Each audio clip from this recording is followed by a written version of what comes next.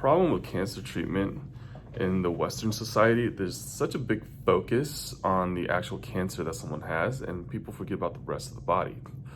We know based on science that stress itself can cause huge impacts on cancer growth. The higher amount of stress, the worse the impact on the cancer growth. And in fact, we know that through mindfulness and meditation strategies, certain genes can literally be turned off so that it doesn't promote the cancer pathway. And this is actually really well studied in prostate cancer. And so our mind has a very powerful way of expressing things into our body. You know, for example, let's say if I were to give you some really bad news just now, something that's terrible. I mean, your gut will start feeling not so great. You start tightening up. You start manifesting a lot of maybe some abdominal pain or nausea. And so our mind, just through that, can create these symptoms.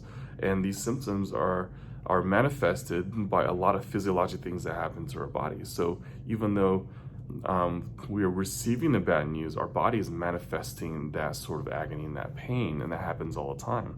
Well, for cancers, the diagnosis of someone with cancer initially can create a huge social isolation issue. People are almost scared to talk to this person because this person's labeled like a breast cancer or a prostate cancer or a colon cancer or pancreatic cancer, whichever one it is. And that creates a label.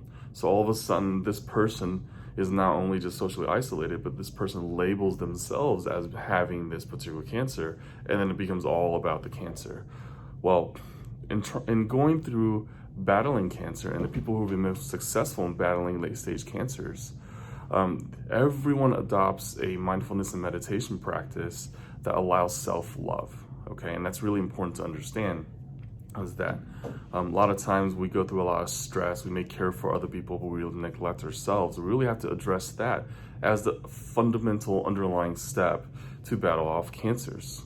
And there needs to be a support system. If you don't have any support systems, go look for it online. The Center for Disease Control has a really good website for all the different types of cancer and its support structure locally, wherever you are, or even online. And so this support system, this tribe, actually decreases the amount of stress that comes in and makes you feel human.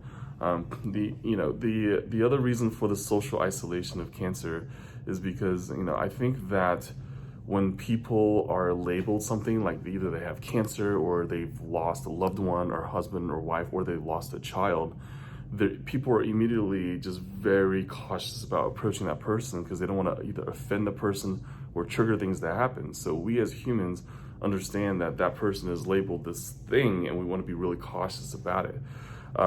But that does more damage than good. We want to incorporate these people into the normal rituals and routines of life to make them feel as normal as possible. Feeling normal is really an understated thing in medical world today. So there's people coming into the clinic with all sorts of different diagnoses and labels. They kind of label themselves that, and it's really hard to get out of that because it becomes an identity issue. But especially with cancer, once you're diagnosed with cancer, you can't really be undiagnosed with cancer.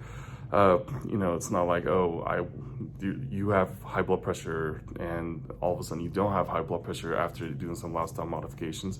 While some people can go into cancer remission, they're always in that remission phase, but there's always a fear of that cancer coming back.